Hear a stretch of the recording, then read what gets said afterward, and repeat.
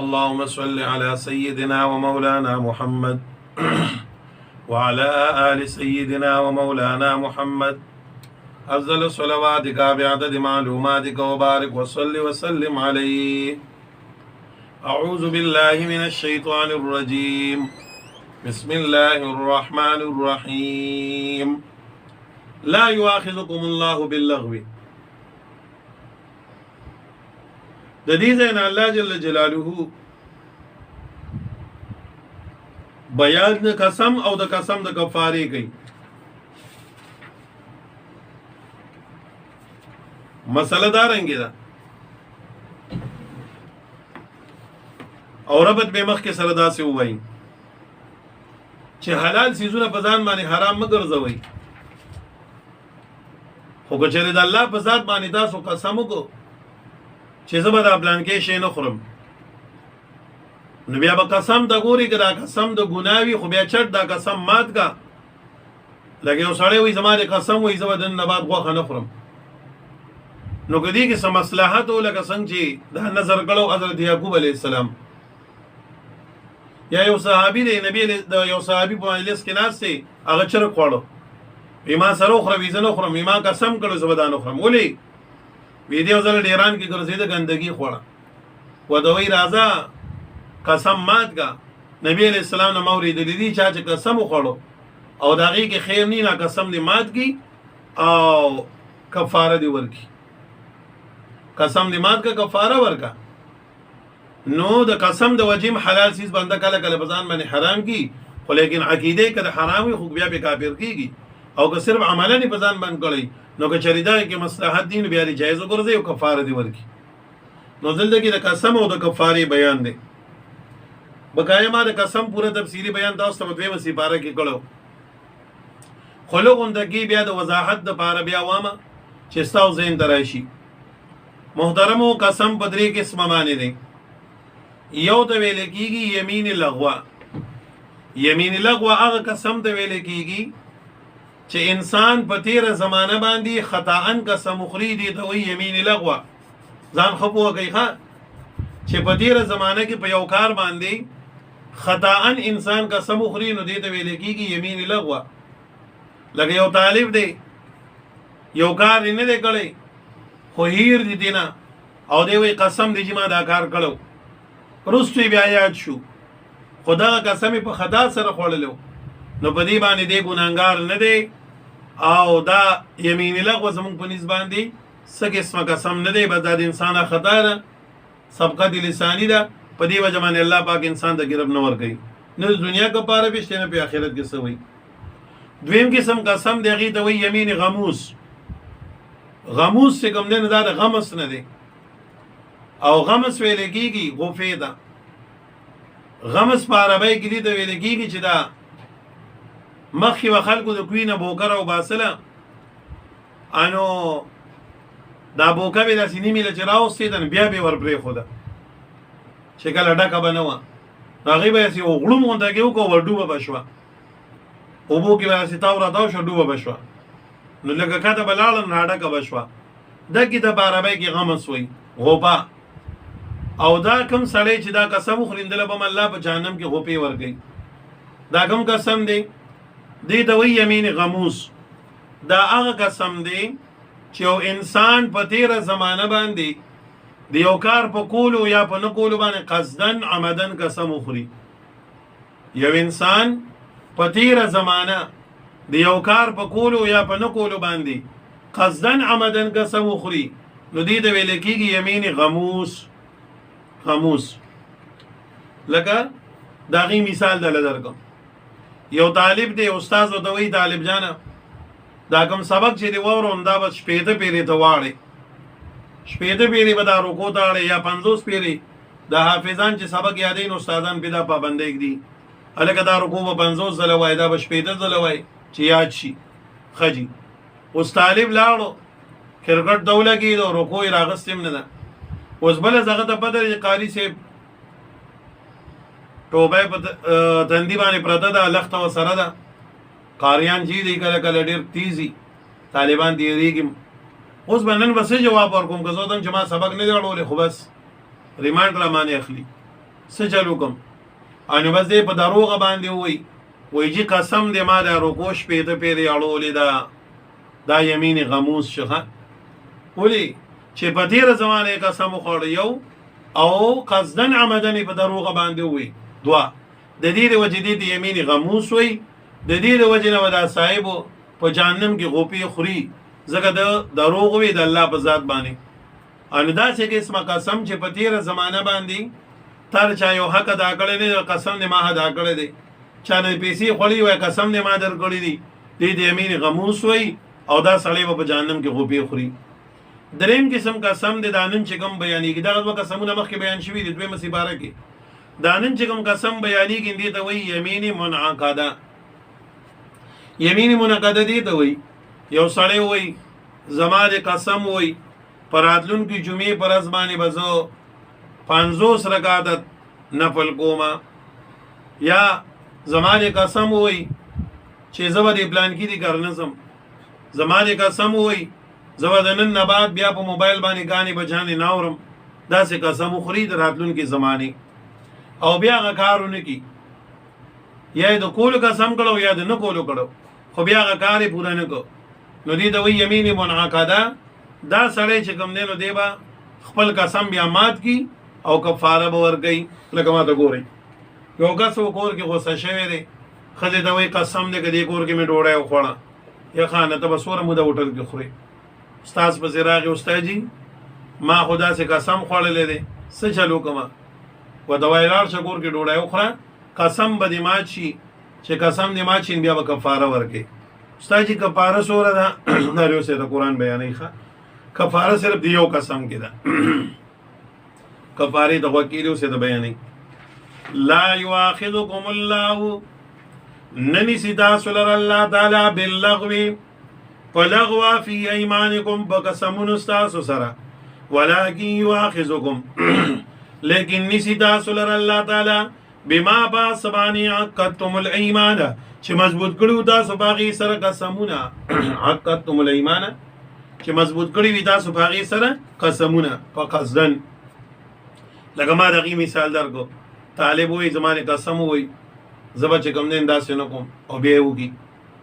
ها یا ودا سې کوم او به دې کوي دغه ته وې ښا ان چې کله قسم د منعقدت او خړو او مات دې کو نو ور یاد لري زمنګ د احناف په نسبت اول قسم مات کی بیا وکفاره ورګي امام شافعي سه وې اول وقسم کفاره ورګي بیا نو یاد لري موږ احناف یو د امام ابو حنیفه سه مذهب باندې یو دیو د خپل مذهب خیال بسادو نو اول به قسم ماتوي نو ال به کفاره ورګي ښا لکه یو کس وې زمانه قسم وې زبر کار نه کوم ناکار به کی نو قسم به مات شي بیا به کفاره کفاره د مخ کې ورکړن زموږ په نسبت باندې شوی زګه زموږ په نسبت باندې دا کفاره د حنستا او حانس کې به تعالی چې دا قسم مات کی ها ناول قسم مات کا تا وې زمانه قسم وې زو پلان کې کاګاری کرنه سم ای کړم به وردن نشه قسم به مات شي چې قسم مات شي دا غینه بعد بیا سوګه ز اوس څنګه نه سوګه کفاره ورکا کفاره سوره ده فکفارتو کفاره دی اطعام 10 مساکین طعام ورکول دی لسو مسکینانو تام کفاره سره خوراک غول دی په لسو مسکینانو باندې لس غریبانان به وګوري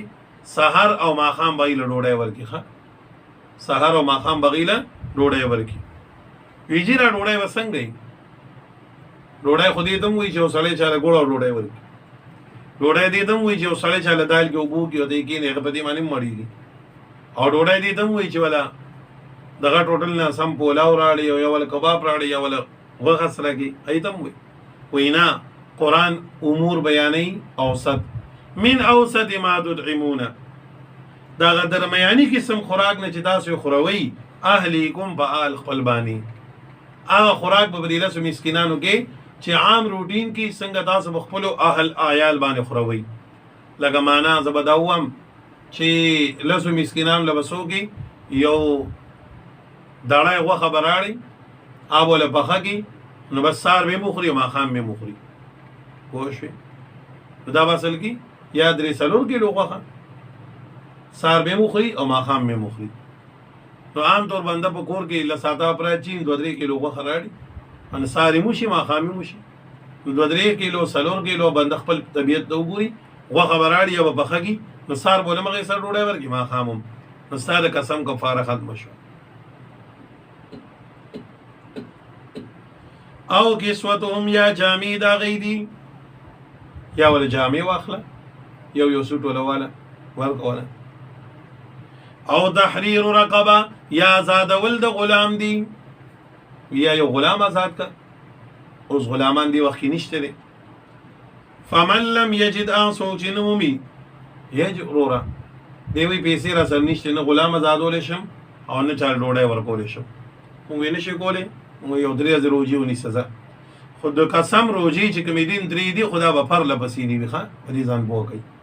د قسم روزي 3 دي په درفه کدی کی چټي وکړم ګور بیا سره کی. فمن لم یجد اسو جنومی فصيام 3 ایام پدمانی روزي دي 3 ورځې په درپه مستقل پر لپسې 3 روزي بلی سیخه ورا قرآن در سم عقل سترګې کولاوي چې 3 روزي ته په درپه په دې ګرمای کې ونی سی کنه نماینده کې بستا د خپل ته لګ واګه واچيږي نو ته بیا له کوم ته کې قسم په توله باندې خوري. نو ګورې قران کریم موږ د قسم په کفاره کې یو څو سيزونه بیان کړ. یا لس مسکینان له ډوډۍ ورکول لخوا سار او ماخم یا هغه د جامع ورکول یا یو غلام آزادول یا چې کوم نو 3 روزي نیسل. یو طالب وایي چې زه روزي نشم نیولې زما د ګردې مسله ده ماته شوګر دی ماته په رمضان کې ګرانې وو مونږ بس لس مسکینان له ډوډۍ ورکا ویجی دام ګرانه زبل لس مسکینان کم ځای کې ګورم چوس الګا پلان کې ته غریبي غني دا شناتی کارت بچا چاله ګوري او نن غرمم راشه ماخام راشه کې دې چې غرمه راشي ماخام بیا رانه شي ماته بیا ګرانه شي. شریعت وی بیا داسې وکا چې د یو مسکین په سر باندې 2 کیلو غنم لګاوه اسانه طریقه د خیمداز د کیخه د یو غریب او مسکین په سر باندې وسوره غنم لګي 2 کیلو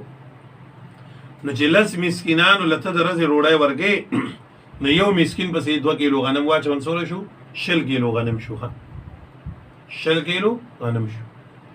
نو چې 10 کیلو غنم چې کوم دی نو دا یو مسکین لورګي دا یو لکه کفاره شو لکه سم نو دا 10 کیلو غنم باورګي او چاله به ورګي لس مسکینان لبه ورګي په دې ځان پوه کوي کچره دوله کې چې 10 والا کیلو دی بوجای کې واچول او راشه پلان کې خانه دا کور ته وړه یو غریب لدی ورکړل نو یو کفاره دی ادا شو او نه دی په ذمہ باندې پاتې شو نه دا به جدا جدا لس مسکینانو لورګي وجی دا خو ډیره ګران شي زبر کلی کې ګرځما او 2 کیلو غنم باندې چا سکیږي په 2 کیلو غنم کېږي د چاسو ان بیا به داسې وکړي چې ته یو کس لې ورکوم چې دا په لاس باندې مراشي نو بیا بوله هر ورځ جدا جدا سار بوله 2 کیلو ورکي